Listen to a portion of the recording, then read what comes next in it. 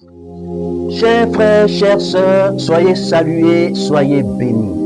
Soyez pleinement restaurés, renouvelés et régénérés par le sang puissant du Créateur et Rédempteur, Jésus-Christ, Fils de Dieu et lui-même Dieu. La croyance trouble. De même que l'origine du Père remonte au jour de l'éternité, de même, selon Michée 5.2, l'origine du Fils remonte au jour de l'éternité. Le Père et le Fils n'ont point eu de commencement et n'auront point de fin. Le Père et le Fils sont l'Éternel Dieu. Genèse chapitre 1, versets 1 à 3, au commencement Dieu. Bien-aimé, ici, le nom Dieu est un singulier qui cache et révèle un pluriel. Dans les textes hébreux, le Dieu de la création est appelé Elohim. Elohim est un nom pluriel désignant Dieu. Il est le Dieu 3 fois saint car il porte en lui 1. Les attributs et les caractères parfaits de Père, 2. Les attributs et les caractères parfaits de Fils, 3. Les attributs et les caractères parfaits d'Esprit. Elohim est donc le Père, le Fils et le Saint-Esprit. Et ce Dieu de la création appelé Elohim, ce Dieu 3 fois saint qui porte en lui les attributs et les caractères parfaits de Père, de Fils et d'Esprit, ce Dieu qui est en même temps le Père, le Fils et le Saint-Esprit, c'est Jésus-Christ, Fils de Dieu et lui-même Dieu. Ésaïe 9.6, le prophète prophétise et dit: car un enfant nous est né, un fils nous est donné, et la domination reposera sur son épaule. On l'appellera admirable, conseiller, Dieu puissant, Père éternel, Prince de la paix. Bien-aimé, selon cette prophétie, 1. Jésus-Christ est Fils, et donc portant en lui les attributs et les caractères parfaits de Fils. 2. Jésus-Christ est Dieu puissant, ayant en lui la puissance de Dieu, portant en lui les attributs et les caractères parfaits de Dieu puissant, de Saint-Esprit ou d'Esprit. 3. Jésus-Christ est Père éternel. Père éternel. Le prophète prophétise et dit Père éternel, car il porte en lui les attributs et les caractères parfaits de Père éternel. Jésus-Christ est donc la parfaite incarnation du Dieu 3 fois saint. Genèse chapitre 1, verset 1.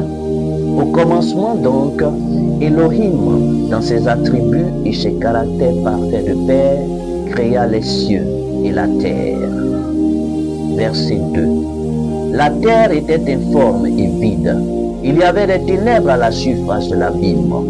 Et l'Esprit de Dieu, l'Esprit d'Elohim, Elohim dans ses attributs et ses caractères parfaits d'Esprit, le Saint-Esprit ou le Dieu puissant, se mouvait au-dessus des eaux. Verset 3. Dieu dit, Elohim dit. Elohim par sa parole qui était au commencement dit. Elohim par sa parole qui allait être faite chair dit. Elohim dans ses attributs et ses caractères parfaits de Fils, lui qui est dans le sein du Père et qui nous l'a fait connaître, dit. Jésus dit que la lumière soit, et la lumière fut.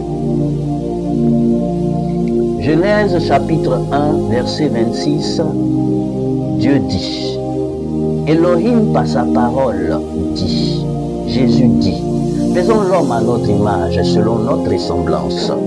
Et Elohim créa l'homme à son image, selon sa ressemblance.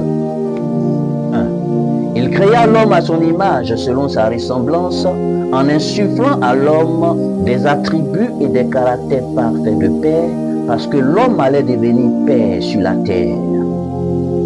2. Il créa l'homme à son image selon sa ressemblance en insufflant à l'homme des attributs et des caractères parfaits de Fils parce que l'homme allait devenir une multitude de fils sur la terre. 3. Il créa l'homme à son image selon sa ressemblance en insufflant à l'homme des attributs et des caractères parfaits d'esprit, afin que sur la terre, les hommes vivent et demeurent en esprit, dans un même esprit, dans l'esprit d'Elohim, dans le Saint-Esprit. Et longtemps après avoir créé l'homme, selon Michée 5.2, Jean 1.14, Ésaïe 9.6 et bien d'autres passages, Elohim lui-même se fit chair, se fit fils, se fit homme, en naissant miraculeusement sur la terre, portant en lui-même ses propres attributs et caractère parfait de Père, de Fils et d'Esprit. Oui, bien-aimé, Elohim, c'est Dieu, et Dieu, c'est Jésus-Christ. C'est pourquoi celui qui croit en Dieu, mais qui ne croit pas en Jésus-Christ, a une croyance incomplète, une croyance double. C'est pourquoi celui qui croit en Jésus-Christ, mais qui ne croit pas en Dieu, a une croyance incomplète, une croyance double. C'est pourquoi aussi, celui qui croit en Dieu et en Jésus-Christ, et qui croit en un autre esprit que le Saint-Esprit qui les lie, a une croyance corrompue, impure, une croyance trouble. La croyance trouble, affaire à suivre.